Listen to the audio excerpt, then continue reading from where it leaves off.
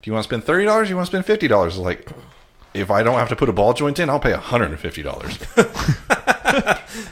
Taking a ball joint out is the worst experience automotive. You're doing it wrong. Yeah. You just roll that bitch out of there. No. It's a ball. What? It's a ball. It's a ball. There is a ball joint in it, but it is pressed into a round hole. You're pressed and the way into that a you're round supposed to do hole. it is you'd have a thing that is like a C-clamp with a cup on it that pushes that thing down.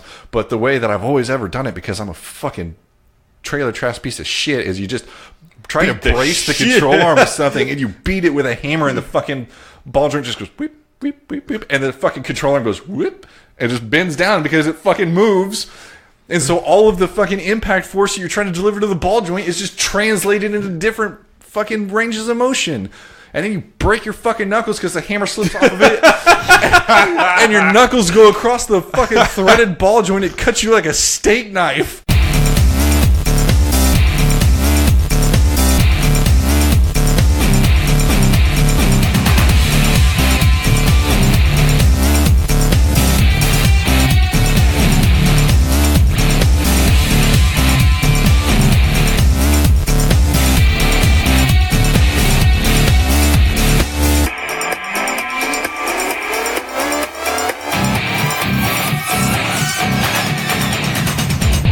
Hi, and welcome back to the radio podcast. I'm Jeff. I'm joined by Austin. Hello. And Devin. Hello. We're here to talk about the Azerbaijan 2019 Grand Prix, which apparently I have the most to talk about, so here I am hosting.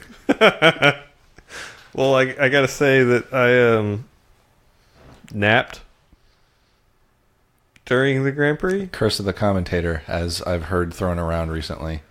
It was... Predicting a good race yields a boring race. is that the actual case? I didn't find this race No, that it's just boring. people are correlated. It's No. yeah. You can't directly influence the quality of the race by predicting it one way or the other. Your prediction has no bearing on the actual outcome. Disagree. In It's our like case, my sports team loses if I don't wear their shirt. I fucking hate you. Anyway, so while this race, which we'll get to in a bit, maybe not the most exciting race, hopefully of this calendar year, of this calendar season. It already wasn't. Remember the two that were really good? I wish I did. You've got the memory. Australia. That was a good one. Not really. Bahrain was very good. So far, it's not like last year. Bahrain, yeah, okay, yes, Bahrain was good. Yeah, this season has been a little bit slower, but I think things will come to play a little bit later. I'll talk about that after we talk about the race. But anyway, free practice 1, 2, 3. You heard about the free practice 1, right? It's the first practice session of the race weekend. Fucking canceled. Wait, what? How did I miss that? So free practice 1. Oh wait, no. Ferrari is like the only team that set a time, I think, and then George Russell hit a drain cover that had a clamp fail. Basically, a sewer manhole cover in the street hit the floor of his car and just destroyed the whole unibody of the car to where that they had to replace the whole chassis. Evidently, it also set off his fire extinguisher. So it was like making his legs uncomfortably cold in the car as well. That sucks. So that's not a great start to Williams, who doesn't have a whole lot of extra parts. But they did have an extra chassis with them, so it didn't horribly impact their race weekend. Yeah, and in similar situations, like I think like a couple of years ago in like Singapore or something, Haas was like, "Hey, give us they sued the track or something." A fucking bill. Yeah, in Malaysia, they're like, "Hey, give us this took, fucking money." And a Williams, long time. yeah, but Williams will likely get a nice payout from this to replace the car that blew up. Hopefully, I mean, it doesn't really help them now, and the team already has not like money issues. Like Force India had money issues, but they're not sitting pretty. Yeah. So as a result of this, they red flag the session. They decide not to resume the session because they got to go check 300 other manhole covers to make sure they will not also fail and destroy cars. 300 manhole covers across this is what they're saying. Weld them all shut. Yeah. But anyway, so they put George Russell's car on a flatbed truck with a crane. This truck proceeds to drive into a bridge that has not enough clearance for the crane arm. The hydraulic lines for the crane arm rupture and leak hydraulic fluid all over the engine cover of George Russell's car, adding insult to injury for his car. So that team, rough start for their weekend. Yep. And then throughout the remaining free practice sessions, there's just lots of people using escape roads because they're trying to figure out the breaking points of this track. And you're kind of like rubbing your hands together like, oh, man. Formula 2 is having their support sessions intermittently during this time as they do. And they are also having these things happen. You're like, oh, boy, all right, here we go. Baku. Yeah, here we go. Baku. After George Russell hit that manhole cover, Daniel Ricciardo tweets out, well done, Baku. I'm like, all right, we're off to a good start. Do you guys have anything else to add before we get into qualifying? Another thing in FP2, Pierre Gasly was called to the weighbridge and did not go. I suspect, I haven't looked to see quotes from him on this, but I suspect he didn't see that he was called, because when he was called, Magnussen was already on the scales, and his name was on boards to the right, and then Magnussen was on the scales to his left. So I suspect he just saw that car there and looked at that and drove to his garage and didn't see his name. But also the team could have rolled him back over there after he missed it, which they also didn't do. And because of this, Pierre Gasly is going to be starting from the pit lane, regardless of how he does in qualifying. George Russell will also be starting from the pit lane. Wait, no, sorry. George Russell does not start from the pit lane. Disregard that. Kimi Räikkönen. No, not yet. Don't talk about that yet. Okay. Because that's qualifying. Let the host. I'm sorry. Yes. How dare I? Honestly, not to be an apologist for Pierre Gasly, but I'm surprised that the missing the weighbridge doesn't happen more often. It may just be camera perspective or lens type fuckery, I guess. But you know how the camera is a bit of a fisheye, so you can kind of see more around it, so things look like they're kind of smaller. When they're driving into the pit lane, it's not their whole name. I think it's just their number on a relatively small LED board. Yeah, so I think the 3 initials as well. I think I didn't see it. Just looked like the number inside of a red box to me. But regardless of whether it has their name in there as well, I'm surprised more people don't miss it. But yeah. Rules is rules. If you miss it, then you start from the pit lane. And that's fair. They enforced it. So that's unfortunate for him in his not stellar season so far. Yep. Qualifying 1. Things are going fine, you could say. And then towards the very end of the session at the Castle Corner, which is the very most narrow part of the track, Robert Kubica smashes the wall, instant red flag, session stopped. And you're like, oh. Smash. Oh, wow. All right. He was coming, he tried to turn, I believe what his quote was that the car turned better than he expected it to, so he got too high up on the curb and it kind of bounced him over into the opposite wall. But because this part of the track is so narrow, you can't really drive around the cars that are there without just it being dangerous, so they have to red flag the session, which causes a 30 or 45 minute delay while they repair the wall, clean up the fluids or whatever from his car, and there's a steel cable that runs through the wall that holds tension to keep the cars from just going completely through it, I assume, and to hold the wall in place when the cars do hit it. So they got to fix all that stuff. Q2 starts. So hang on. So to make it out of Q1, Lance Stroll, he doesn't have to beat Gasly because, well, I guess Gasly does set a Q1 time to get into Q2. So he doesn't have as many cars to beat as he normally would if nobody wrecked or had penalties, and he still doesn't make it a Q1 yet again. Yep. That's really the note out of that. Crux of Q1 from what I saw is, Kubica crashes, and Lance Stroll is now 4 for 4 on failing to make it out of Q1. Yep. Which, very nice to see. Yeah, it's nice. Q2, Ferrari is trying to do we'll set our fast times on medium tires strategy, and this does not pan out well for them because Charles Leclerc goes into the same wall, albeit in a different manner. Kubica, he was on the brakes harder than he could be for the medium tires. He said he basically used the brakes in the same manner he would for the softs, which was too much brakes for the medium tire. And instead of bailing and taking the escape road, he thought he could hang on to it and just smash into the wall, bringing a red flag to Q2 as well. And you're like, holy shit. Like, well done, Baku. This is wild. It's almost nighttime, and this track is not a nighttime track because this is a late afternoon evening race for Baku. I will note that weird thing about this qualifying session, I forgot to set an alarm. Qualifying started at 8, and like woke up at like 8:45. I was like, oh, I'll just like hang out in bed till this is over and then watch it afterwards. Get a text from my friend at like 9:15. It's like, hey man, are you watching this? I was like, oh, is it not over yet? He's like, no, there's like 8 minutes left in Q2 still. Like, what the fuck? Like, this is an hour 15 into qualifying, and they're halfway through Q2. So I then wake up and watch the rest of Q2 and all of Q3. Yeah. It's just like, oh wow, this is fucking wild. Qualifying took about twice as long as it normally does because of the red flags. So it was like a 2-hour-long qualifying session instead of a 1-hour qualifying session. Neat. No, I did not. I did not watch it live, though. I was sitting there watching it live. I was like, what the fuck is happening? Oh, man. And then Q3 kind of went as expected. I should also mention that Ferrari had been looking pretty good through the practice sessions. Charles Leclerc is pretty good at this track. He's won in it in F2 before.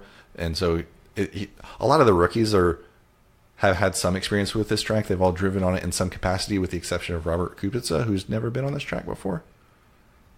But anyway, Ferrari had been looking pretty good because of the Q2 wreck for Charles. That means Sebastian hadn't really set a good time on his medium tires and had to go out basically his last chance of the session of Q2 on the softs and set a lap that's good enough to get into Q3, which he does, but ultimately he's not able to pip the times of the Mercedes cars, so it's Bottas, Hamilton, Vettel for your top 3. Yeah. I don't think that Q3. Mercedes has the pace to get by Ferrari. Yeah, if Ferrari, this is just their wicked straight line speed. Like, how's Mercedes going to keep up with them? I'm pretty tired of it. It's fine. And I'm a Hamilton fan, and I'm just like, I'm gonna listen to this every week. Like, man, Ferrari's real strong, and So thus ends the most exciting part of the Azerbaijan Grand Prix for 2019. The race begins. Oh, sorry, no. Gosh, I'm really actually am bad at this. Yeah. Following qualifying, Robert Kubica has to start from pit lane because he has to replace enough parts of his car that it means that he has to start from pit lane. Also, thankfully, Williams had enough parts to get him out. A second car, basically. Because, like, the second qualifying was over, like, I saw news stories like, are Williams even going to be able to get Kubica out there? And yes, they did, in fact, have the parts, but not good that, like, that happens and everybody's, like, worried, like, are they even going to be able to put this guy out? Yeah, that would have been really bad. Yeah. Pierre Gasly ends up getting additional penalties, but he's starting from the pit lane anyway. He exceeded a fuel flow limit in one of the qualifying or practice sessions, and they also replaced his gearbox. But doesn't really matter. He's starting from the pit lane, so why not just replace the gearbox while it's not going to hurt you anymore. And then Kimi Räikkönen gets I don't know how many spot grid place penalty because his front wing failed a deflection test. It's only allowed to move 5 millimeters under 60 newtons of pressure, and I don't know how much a newton is, but that seems like an amount. It's a kilogram joule. It's like a sandwich. It's like a cookie sandwich, though. Like with figs? Yeah. Figgy newton? Yeah. You put sometimes they have like wasps 60 in them. Fig newtons on it. The wasps are dissolved.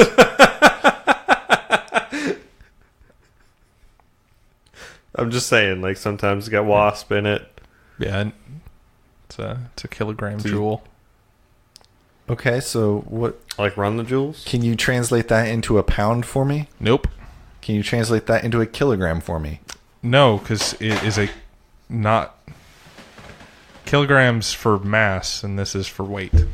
Okay, so can you... No.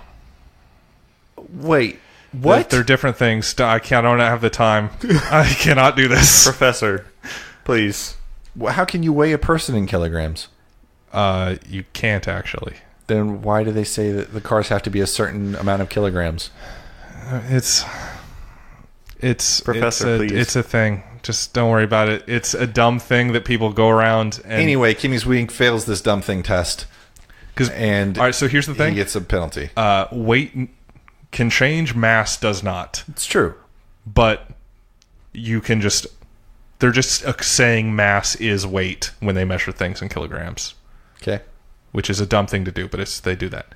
Anyway, so Kimmy was just excluded from qualifying for this. Oh, so basically his qualifying results don't count. Yeah. So it's not necessarily a penalty, but he would start at the back, except for the people that have the penalties that start them from the pit lane. Yeah, I think, in fact, he had to go to the pit lane. Like, he wasn't pushed into the back, he was pit lane. Okay.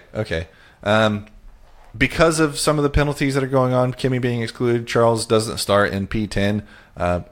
Also worth noting that he starts on medium tires, but because he wrecked because he was on medium tires because he did set a time in Q2, but he can't start on the set that he set that time on because he wrecked with them, and so those tires are no longer any good because they're all smashed up. Smash.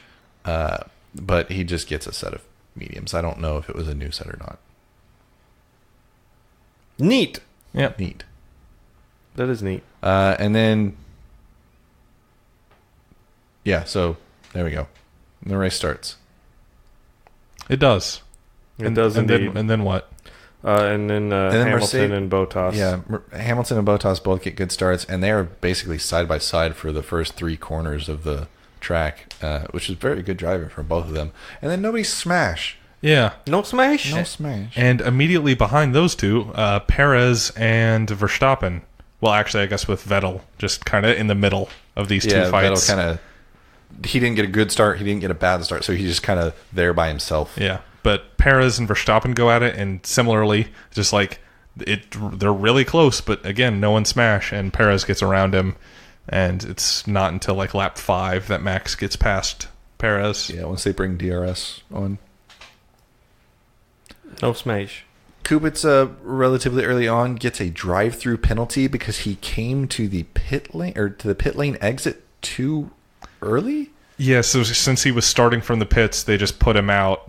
And I saw like Claire Williams or somebody was just like, yeah, we didn't know that there was a rule about how soon you could put your car out into the pit lane, but they put his car in the pit lane too early for his pit lane start. Yeah, that seems like a really stupid fucking rule. I mean, it may make sense. Like, we don't want you to obstruct the medical cars and stuff like that if they need to go out and like get around to the back or whatever. But I don't know what the intent behind this rule is, nor had I heard of this rule. Yeah, and it seems like neither had Williams heard of this rule. Yeah, so it until this must time. not have come up any time recently. So I don't know. Either A, it hasn't come up recently. B, it is a new rule, new-ish rule, to where it hasn't had a chance to come up. But you bet no teams will make that mistake in the future. Yeah, but also just I feel bad every time Williams gets any kind of penalty because it's like, this doesn't matter. Like, this is just and I'm kicking this dead horse. Did you guys 4 laps now. Not related to the race, but related to Williams. Have you guys seen the rumors going around about Williams being for sale? They've come out and said it's not true. Yeah, but so did Force India. That's true. But Force India got put into administration, and Force India had a criminal as their team principal, right? Who was actively being pursued by their government, or his government, I should say. Yeah. So I don't know. Williams is like not quite that bad. Williams has like some credibility to their name, which like Vijay Mallya certainly did not and does not. Exactly. So it's like Vijay Mallya says something like, say, this is a witch hunt. I haven't done anything wrong. They're out to get me. And you hear that and don't believe him. Or maybe he'll say something like, this team's not for sale. and you're like, I don't believe anything you're saying, you crazy man. And then they immediately get put into administration like 2 weeks later. But like Williams comes out there and it's like, oh yeah, you guys seem like you probably have your shit together. No, they don't. But they're like not... legally have their shit together, I would say. Okay, maybe. And like maybe, yeah. I would very easily believe they are in better shape than Vijay Mallya's legal. I would almost expect that Williams would rather run themselves into the ground than sell that team. I don't think that's how companies work in the UK, though. It's true. I guess I don't really know how UK like they go works. Like you can't just like you can't endanger your employees' livelihoods. Yes, like they go into administration, which is that sounds nice. Weird thing, like. It kind of, yes, it is, but it means like there's no actual ownership of the company. It's a weird, that sounds nice. It's a weird deal, but I think that they would say, "Hey, we're deciding to close," which you can do, and then close the company down. Oh, gotcha. But you can't just like run out of funds. Like you can't. This is a. Maybe your payroll checks have to cash when you decide to close. Yes. The most recent example I can think of a U.S. company just really running themselves into the ground, just like Telltale Game Studios, like all of a sudden, like, oh, yep, we're fucking shutting down, don't have any money. Fucking see you later. All these employees. That's some dirtbag. We just hired up really heavy. Like a bunch of people just like flew across the country to work here, and now we're fucking out of money. See ya, nerds. That sucks. Yeah. That's a bum deal. Yeah. Anyway, that's the video game podcast. So weird, different aside. Anyway, race cars, Jeffrey? Race cars. What happened next? Let's see. What did happen next? I only have 2 notes. Not a lot happened for a while. What's the first one? Lap 25. Yeah. Daniel Ricciardo. What of him? He tried to late brake and go around Kvyat on the inside of turn 3. Was it turn 3? 2, wasn't it? No, turn 2 is right after. No, it is definitely not turn 2. Oh. It's after a DRS section. There's no DRS section between 1 and 2. And yeah, they go off. They don't touch each other. Yeah, they don't hit each other. They just don't make the corner, so they go off the runoff. Yeah, because Ricciardo is trying to make a pass on the inside, and so Kvyat just can't turn. There's nowhere for him to go. There's nowhere for him to go, so he also misses this turn.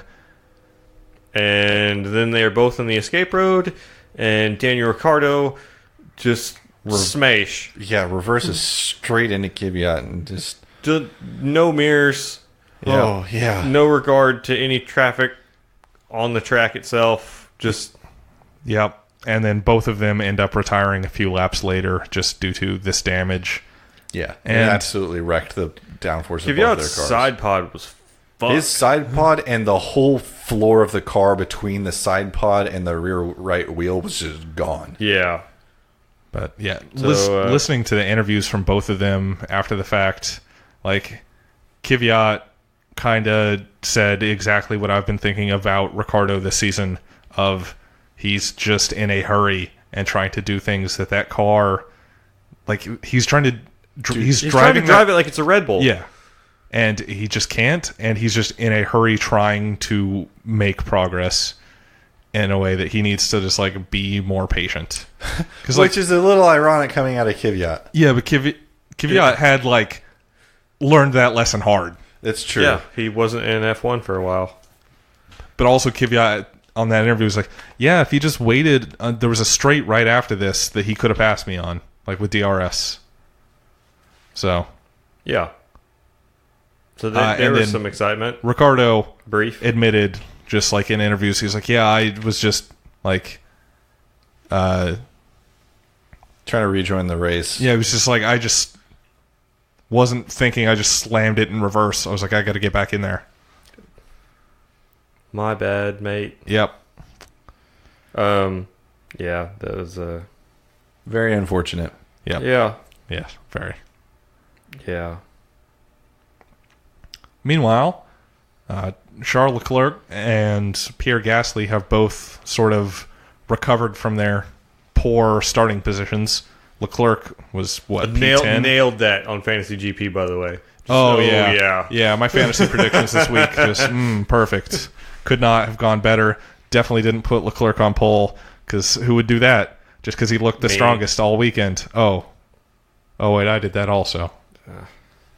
You guys are idiots. We'll talk about it next week. This is bad. Yeah, both of them are looking more where they should be. Like, I think by this point they're both up into the top 6. Leclerc is like fighting through these. Those two are on different strategies than the other 4. Mm-hmm. So it's kind of hard to tell where exactly they're going to end up at this point. But you're like, oh yeah, both of them are doing a good job. Especially Gasly. Like, I was really pleased with Gasly, how quickly he got up into the top 6 and was like doing well considering his pit lane much start. Better. Yeah, I will say that much better. Yep.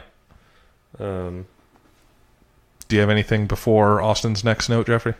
No, not really. Lap 39, 14 laps later. Pierre Gasly retires. He wasn't thinking about drive shafts, man. Wasn't thinking about drive shafts. Gotta If think you about learn drive anything shafts. from Formula E, it's that you should be thinking about drive shafts. That's like Drive shafts. I do that every day. I just think about drive shafts. They're a neat piece of. Yeah, it's just kit. like a stick with some U-joints on it. It takes like Spinny motion. horizontal rotation and translates it into like a Horizontal differential. rotation? Yeah, into a pinion gear. Shit is wild. It's wild, Devin. Drive shaft. Also, it's probably again a half shaft and not a drive shaft because these cars have They're direct drive, for sure. Well, not direct drive, but yeah, transaxle. yeah. So yeah, Pierre Gasly, all his hard work recovering from the pit lane. For not. Probably shouldn't have him on a fantasy GP team. I bet he gets a lot of fast laps. Possibly. Except he doesn't, because Charles Leclerc gets fast lap this race. No, he does not. Yes, he does. Yes, he does. Yes, he does. I'm the fool now. Go fuck yourself. Yeah. I thought you were growing chronologically, but I realized you're jumping to the end. That is chronologically. That's kind of chronologically. Nothing happened. Grosjean retires at some point because his brakes are bad. Don't know anything else about that. Yeah, Gasly, Grosjean, Kvyat, and Ricciardo retire this race. Yep. Kimi, I will say at this point, is now up into the points from pit lane. Good He on sure him. is. Kimi He's a good dude. Kimi. continuing to be, I would say, the driver of this season so far. Agreed. In that he is fucking killing it over there at Alpha. It seems like he's having a great time. Although, he was unsatisfied with this race. Started pit lane, finished P10. It's like, we could have had more. Me too. I'm pretty unsatisfied with this race. It could Like, have all been right, more. Kimi. I liked it. I thought it was good. Like, there wasn't a lot of passing, really, but there was enough action. Like, there was enough possibility of passing. It was like, oh, let me think about strategy and stuff. Better than China. Like, I was thinking about strategy a lot in a way. Because I actually did sleep during China. Like, I took a nap in the middle of that one. But Do you need to get like a B12 shot or something, buddy? no, I just need to be more engaged with. How do you fall asleep watching things? It's pretty easy. You just become disinterested, and I'm already in I'm on my couch, kind of like already laying down. So I'm already like Have you thought about there. Have you thought about sitting up? I mean, I could probably sleep sitting up. Go to infantry school. You'll learn how to do it. No, thank you. But yeah, the finishing order is Valtteri Bottas P1, Lewis Hamilton, Sebastian Vettel, Max Verstappen, Charles Leclerc, Sergio Perez, Carlos Sainz, Lando Norris, Lance Stroll, Kimi Räikkönen P10. What I was going to say also, towards the end, Max has fast lap, and then Hamilton, I want to say, takes it. Bottas, I think. And then Bottas takes it from Hamilton. And then Ferrari, I think a couple laps before Bottas got it. Like, I think Max still had it when Ferrari pitted Charles Leclerc right to put him on fresh tires, which ends up with him taking it. It's like Max had it, and I was like, yeah, all right, Max is going to get the fast lap. And then Hamilton got it, and I was like, oh no, because if they finish in this order with Hamilton and fast lap, Hamilton and Bottas will be tied, I believe, for points. And then Bottas had it, and I was like, yeah, now Bottas will have a 2-point lead on Hamilton. And then Leclerc got it, and I was like, the kid deserves some points. And Bottas is still ahead in the championship. So it all works out for me. So just barely. Thinking about just that, or continuing that sort of train of thought, did you guys see any of the green room stuff? Yeah, they didn't really talk. Do you think that the Bottas and Hamilton might just kind of be like, maybe we shouldn't be so chummy because like it's going to escalate. Actually, be getting into this. It's going to escalate. I think they seem fine. I think they were just like tired and watching the screens to like, because I imagine you come out, you finish the race, and you see like footage on the screen of Ricciardo just backing into Kvyat, and you're like, what the fuck? Well, okay, so think about Australia. Bottas was stoked to win. Yeah. This race, much more muted. Also, Bottas won Australia by like a good margin, right? Mm-hmm. This race, he never lost Hamilton. Yep. Like the furthest part they got was Hamilton lost some time on the virtual safety car restart, but then he got Bottas within DRS, and I think the only thing that kept Hamilton from winning this race was Bottas was passing a back marker that allowed him to get DRS as well on the main straight. Because if you've got a toe and DRS on the main straight, like it is massive on this track, massive advantage.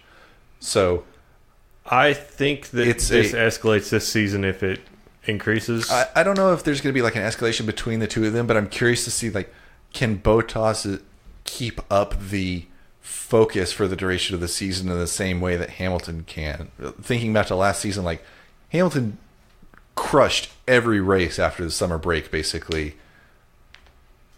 Hamilton said in an interview after the race that he was too friendly at the beginning of that race with how he was battling Bottas, which like I don't really know what that means, right? Like I think that to me seems a little bit more like just kind of the way that drivers talk about like, oh, like I could have done this had I not been friendly. That comment to me comes off as I could have put him in the wall because like Hamilton was on the inside. He could have. Yeah, he could have. If it was Nico Rosberg, he would have. Yeah.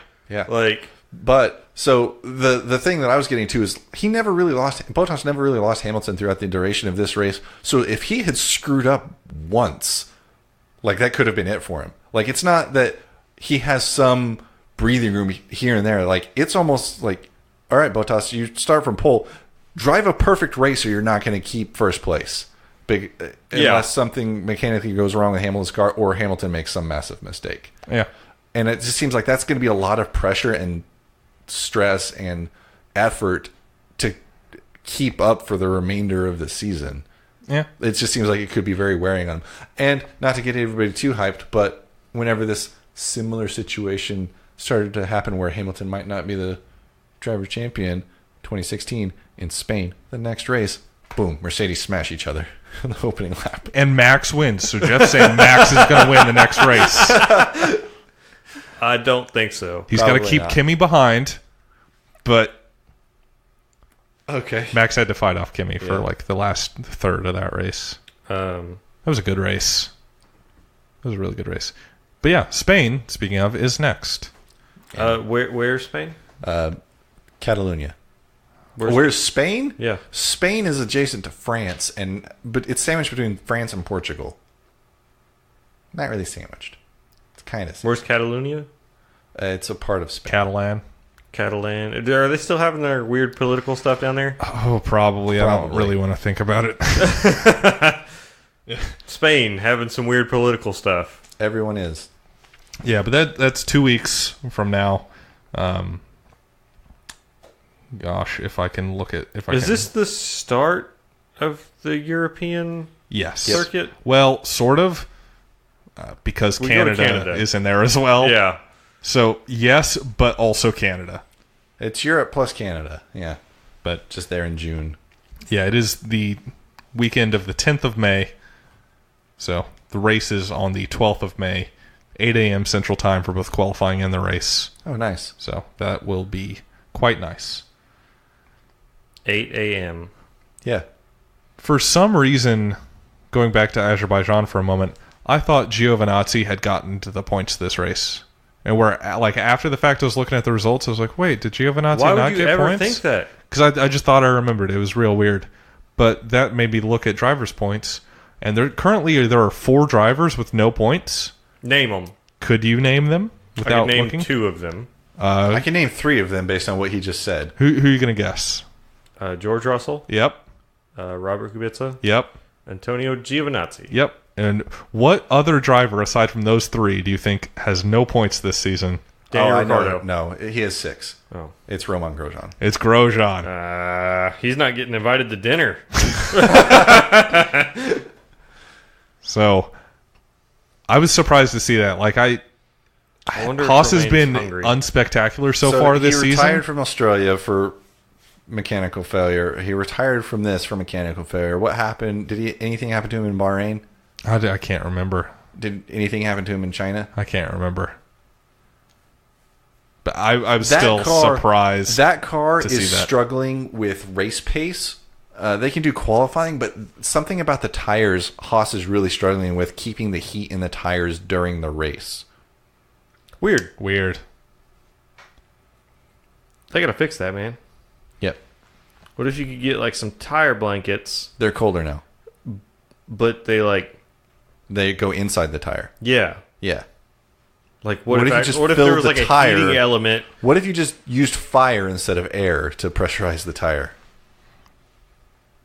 Yeah. Yeah. Just set the inside of your tire on fire.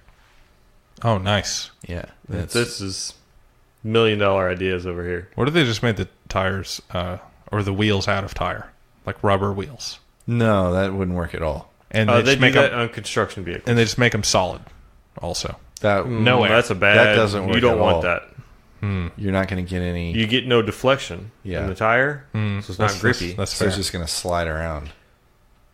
Yeah. One of us should become an engineer so that we understand. It's I too don't late. think that's how that works. No, I don't think you just become an engineer and now you understand every mechanical force. Yeah, but you understand it more better. Why don't you just go watch a YouTube video, man? I mean, that's not how you become a subject matter expert. No, it's how you feel like one, though. it is. The reality of it is, if you're interested in something, go watch a YouTube video because it's not going to cost anything but your time, and then maybe you'll figure out other questions to ask as a result of it, and it might lead you down some path. I of getting actually really do educated. need to do that because do you remember our conversations that we had about like tires and then comparing it to like a shoe, Nope. like how like it grips to the ground, but your foot like moves in the shoe. Uh huh. You remember that? Uh-huh. That's totally fucking wrong. No, it's not. I don't remember Like- anything. I listened to another podcast who has an engineer like explaining that, and we were not fucking right. Like, I'm going to go back to your previous point of, or was it you? I've already forgotten the last like 3 minutes. Have you hit your head recently? Just because he's an engineer doesn't mean he knows for sure. Because that doesn't mean you know everything. It's true. I'm an analyst. I'm wrong sometimes at work, and it's never good. I'm never wrong, except for that one time. All right. But I wasn't wrong about fastest lap. That's true. It's true. I just thought you were going to talk about the escalation of fastest lap, No, not really. like I did. No, because it doesn't really matter. Yeah. It was exciting. Yeah, it kind of was. The other thing that I'll mention about this, circling all the way back to Q1, the Q1 times they were setting were like faster than the Q3 times from last year. Those cars are fucking fast. The top dude. of Q1, the fastest time in Q1 was faster than the pole lap last year. Yeah, they're fucking fast. It's awesome.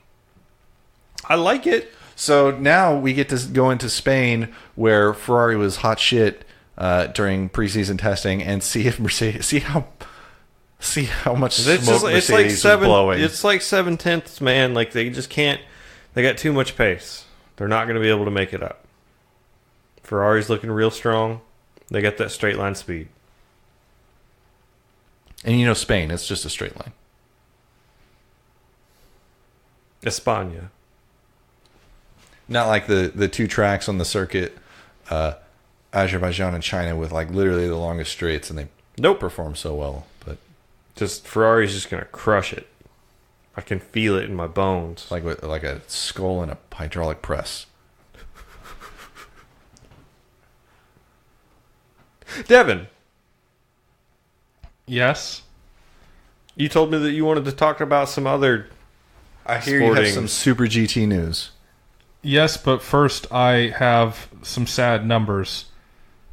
And I'm probably going to make you have to edit because I forgot about it until just now. I'm not doing it. Shit, hold on. I got to find this tweet. I got something else I want to talk about. Please, Tell me about it, please, Austin. God, do. Oh, wait, I found it. I found my thing. So, speaking of qualifying times, Oh, I know what you're talking about. Williams in Australia 1/10 off their pace from last year. They're 1/10 slower than they were last year in Australia. In Bahrain, You know, Patty Lowe's chilling on a beach somewhere, right? they were 3/10 slower than last year. In China, they were 1.2 slower than last year. In Baku, 1.4 slower than last year. Somehow, race by race, Williams is looking worse and worse. They have a Compared to child last and year. a guy who's got 1.5 arms. Yeah, and yeah, I guess they had Massa last year, right? Was that last year? Yep. Yes. And he would be the one setting their good times. Wait, was it? No. No, he wasn't. Stroll was there with... Yeah. Who? Was that not Massa? It's really sad that we don't remember. What was that not last year? That wasn't last year. That was 2016. That's true. That was 2016. Who was it? No, It was Massa. it was Matt. No. Shit. Hang on. Was it Ocon? Hang on. No. Ocon never drove for them. He might. How is this possible that none of us remember this? Hang on. It was Sergei Sriracha. That's how nobody can remember. I got We've you. got Daniel I Kvyat got you, now, and fam. it's like I got Sriracha this. Never existed. Yeah. But I mean, yeah. So they had two bad drivers last year too, George Russell isn't and a bad... George Russell's better than either of those two. I'm going to say. No, he's been doing phenomenal in the So test days for the Mercedes. car is slower than Yes. last year's. I'm going to say. Yeah, but you know Patty Lowe's just like drinking. Well, yeah, because he's Chilling. he is on sabbatical or whatever they Yeah. called it. It's like- Yeah, so is Jensen Button. That means that you don't work there anymore. Right. So I don't understand. The car's not a problem as a result of whatever Patty Lowe's doing right now because he's not doing anything to the car. Yeah, it's what he's not doing. Well, it was not going so great while he was there. Yeah. God bless you. No, there's a issue. Like, there's a quote-unquote fundamental flaw in that car. Yes, it's a So- Williams.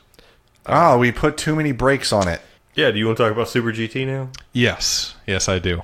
So, round 2 of the Super GT season is this weekend, and there was Where? Fuji. Japan. Where's that? It's in Japan. What prefecture? The Fuji. Shizuoka. Is it, like, on Mount Fuji? It's right next to it. That's You can see Fuji in rad. the background. That's rad. It's fucking dope. But yeah, so there was like it was coming up, and it was like we still haven't heard like not race fans. Let's Go Racing. Let's Go Racing was out there like, yeah, we're still talking to them. We're trying to get this done. And then all of a sudden, you get a post from Let's Go Racing that, here I'm just going to quote some of it.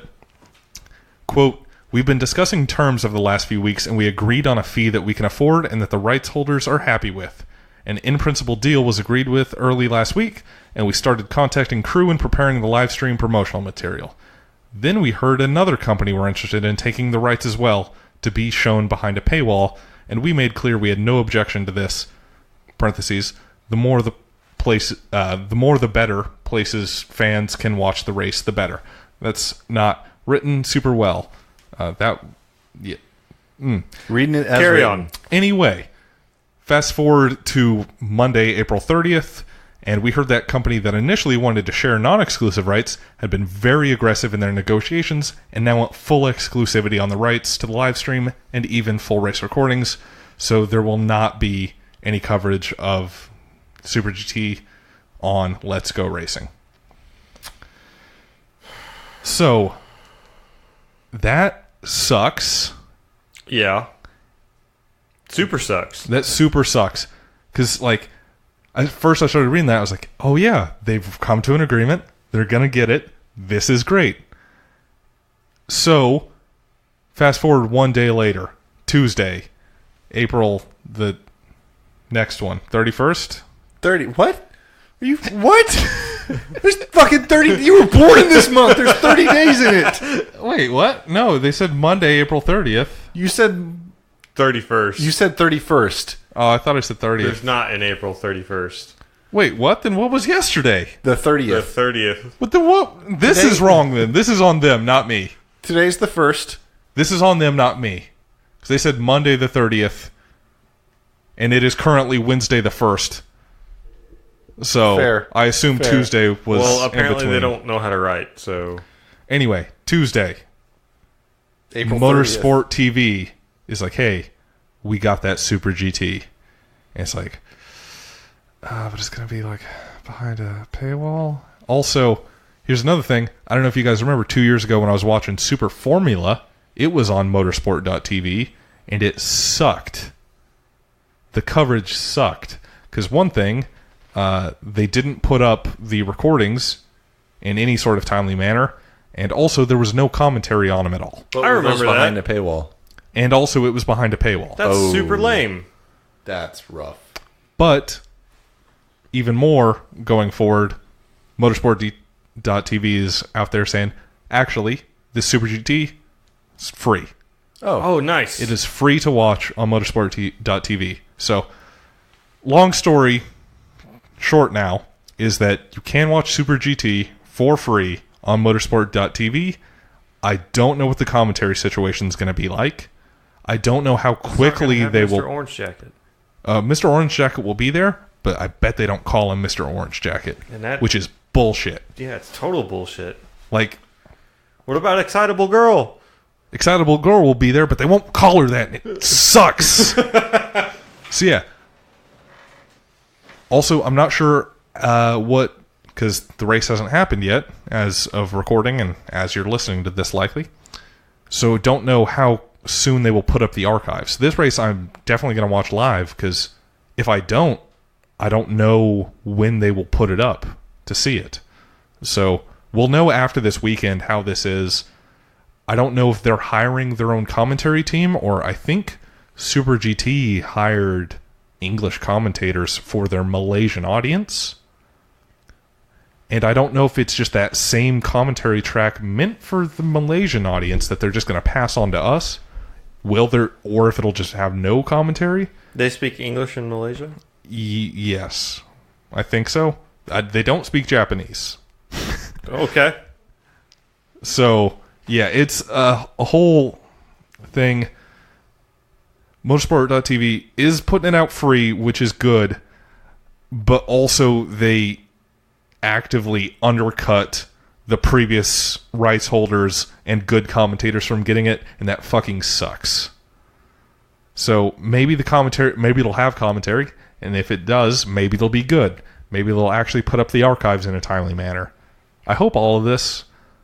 Let's Go Racing's on YouTube, and those archives go up immediately, and the video quality is good because it's YouTube. They handle all that shit. Motorsport.tv handling it on their own end, which historically less good than the biggest video site in the world. So I'm happy I can watch it. I'm not happy about anything else about this situation. Also, I don't know if I'll be able to watch the first race of the season anywhere before round 2. Although I think it got rained out like halfway. Like, I don't think they raced that many laps from what I've seen. It was super rainy. So maybe I'm not missing that much. I can just try and find a highlight package. I don't know. You'll figure it out, Up until dude. now, I've been avoiding stuff, but... Let us know how motorsport.tv is. Yeah, I was going to say looking forward to it, but that's not really true. I'm looking forward to the race, but... Are you optimistic? I'm not optimistic about it, no. But we'll see. we'll see. Hopefully things turn out okay. Well, try not to be too much of a negative Nancy about it. Yeah. Speaking of negative Nancy's, Mm-hmm. I got this thing I want to talk about. What is it? It's like already been covered kind of broadly, but I just kind of want to bring it up. Have you guys heard about this fucking thing with this fucking guy? This fucking guy. His name is John Hope Bryant. No, I've Never heard of him. He's kind of like a self-help book guy. But he came out like with this video. He was in a motorsport event with AER about a year ago now, and he came out talking shit about how motorsports is like just a boys' club, and he got yelled at some race or whatever. Like, sorry, when you say he said something about it being a boys' club, was he saying that it is, or is that like it should if be? you're not in the circle, they don't include you and stuff. I don't know that I fully disagree with that. I don't fully disagree with it, but his reasoning for it was he participated in a race where this dumb fuck at full race pace was passing cars under yellow. And then when he was black flagged, he was like assumed it wasn't fucking for him and just kept doing his fucking thing. What racing series or discipline was this? It's the American Endurance Racing. I'm in a group on Facebook I'll add you to. Nope. Do not do that. I'm going to say if this guy was passing cars at race pace under yellow, the guy's a fucking idiot. Yeah, he should have been more than black flagged. He had this whole big long video He just about like it. a gentleman driver. I'm looking at a GIF right now. Yes. I'm looking at a GIF right now. He's making a pass on a car. There's a car parked on the side of the fucking track with a fucking tow truck. Yeah, that guy should hooking get it up. fucking banned from the rest of the fucking season. He should be banned forever. Yeah, like get rid of that fucking guy. He has zero situational awareness. Yeah, like Jesus Christ.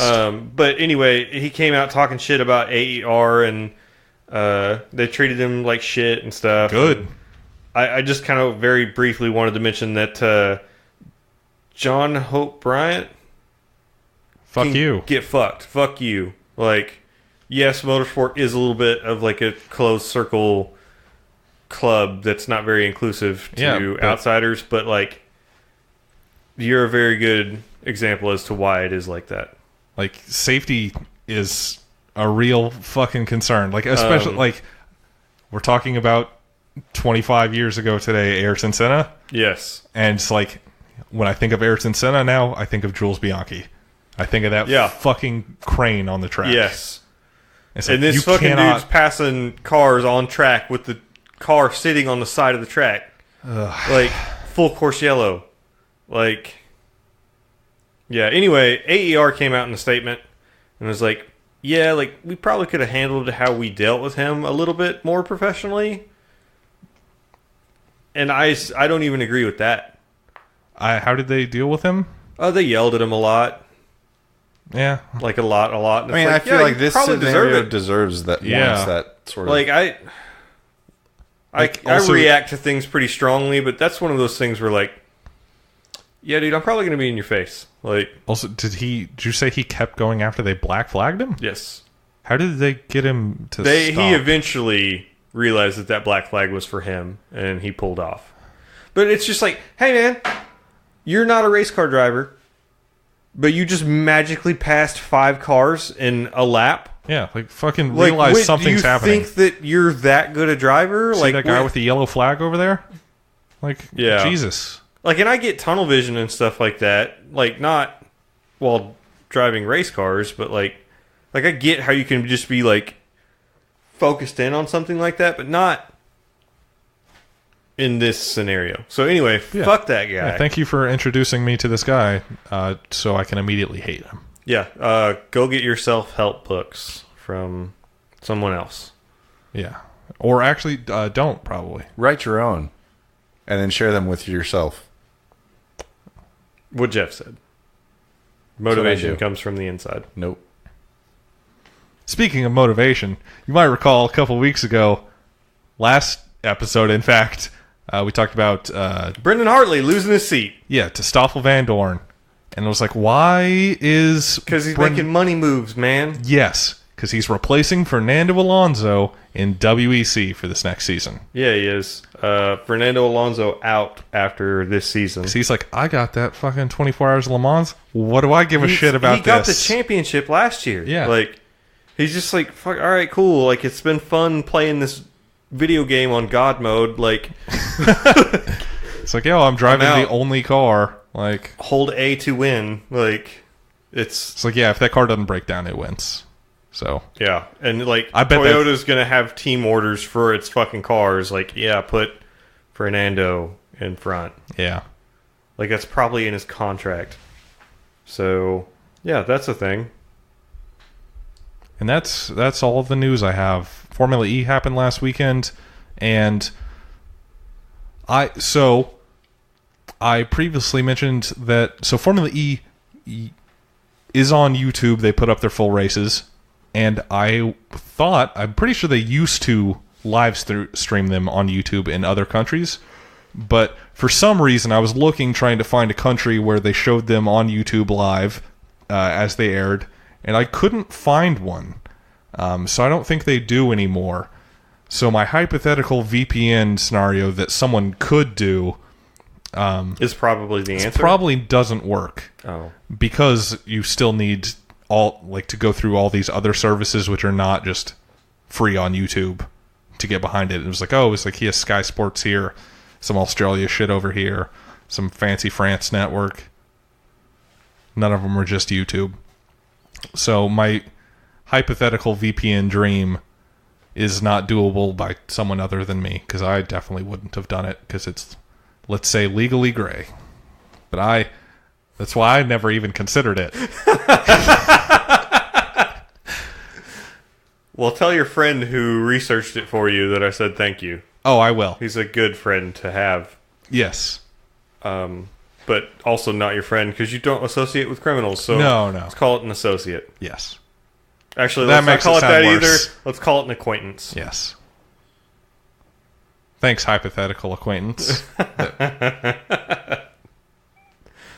So yeah, now I have to wait a couple weeks for that Formula E race to show up on YouTube. Oh, sad day. Yeah, but I somehow managed to avoid...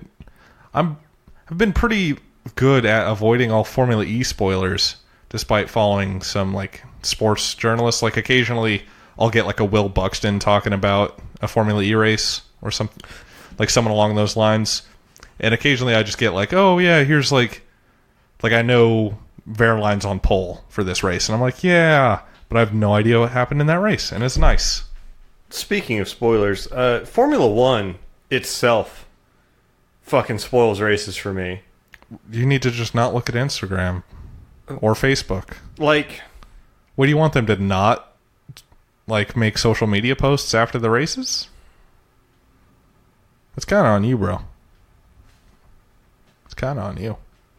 I also think it's bad, but it's kind of on you. you know, it's you're not wrong. It's a bummer when you get spoiled, but only if it's what you expected to happen. I just need something to do while I'm watching my boring Baku. You know? So I don't fall asleep. Have you tried sitting up straight? I might give it a whirl. How about jumping jacks? It's probably not that. Just that's what that is. just one. Just a jumping jack. Just one? Yeah. It'll just get you up. Yeah, you'd be done in a flash if you just did one. I'll be out of breath. Or in a clap. Jumping jack flash. HatsuneMiku.racing. HatsuneMiku.racing. This weekend you can watch her live on motorsport.tv. Miku's going for the win in the Fuji 500 kilometers. This is Oh, hold on. Some other bullshit I just remembered. Good Smile Racing is participating in, I want to say, the Spa 24 Hours. Mm-hmm. And they got some other fucking anime girl on their car. It's not Miku. It's what the fuck? What is happening here? I don't know who it is. Who's this bitch? It's not Miku. What color's the hair? I think it's just like brown. It's like regular people hair. What? Yeah. You can't have regular people on car liveries. No, it's an anime girl. No, you can't have regular looking people on car Does she have liveries. big ass eyes still? Oh yeah, she's anime. Okay. Which, speaking of one of the Super Formula cars, there's an anime girl on the like rear wing end plates. It's pretty good. Super Formula, pretty good. Super GT, even better. Except now Super Formula has the good commentary, and Super GT might have commentary. Is Mr. Orange Jacket a Super Formula? No, because Mr. Orange Jacket works for Autobacks, who is like the Super GT's main sponsor, Oh, okay. and he presents They like the are like trophies the and stuff. same governing body, right? I think so. It would make too much sense for it to be, I think. Yeah, but Autobacks does not seem to be involved What in about Super Excitable Formula. Girl? Excitable Girl, I don't know who she works for. She works for I think no one. I think actually she works for Autobacks also. Oh. So you won't see her on Super Formula. Who supplies the bags of rice? I think that's Autobacks. Actually, that might be the circuit. The circuit might be doing I that. would think of that. Because the prize changes every circuit, so it must be the circuit. Speaking of bags of rice, Shizuoka. I'm a bag of rice. I could go for like a bag of rice, you know? You ever just eat rice? Do you think you could lift it up with your hands? I found a bag of rice in a Walmart. This was a few months ago, actually. Huh? Yeah, they just sell it. Yeah, Yeah. well, like it was like in a big like bushel. Oh, yeah. It was like 20 pounds. Oh, yeah. I like pick it up by myself and just hold it. Uh-huh. It's crazy. Yeah, because it's not 50 pounds. I could still probably just do that. Yeah, you can move it, but you couldn't move it without like some like swaying of your torso. Maybe. It's science, man. Just look it up. You don't know about science. That's true. I don't. It's Watching YouTube doesn't allow you to know numbers. things. Speaking of not knowing things, we'll see you guys next week. Yep. Bye-bye. HatsuneMiku.racing. HatsuneMiku.racing. Bye. Goodbye. Wait, Jeff has to close it out. Goodbye. Wow, you killed it.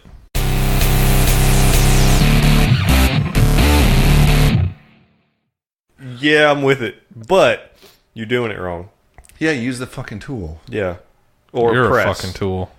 Yeah, but then you gotta take the controller off. I have a press now. Do you? Yeah, it's like a 20-ton press. Oh, that's badass. It's good. You could crush stuff with that. Like my bones. Like the skulls of my enemies. Hey, stand still. Or like a U-joint, but like, whatever. Yeah.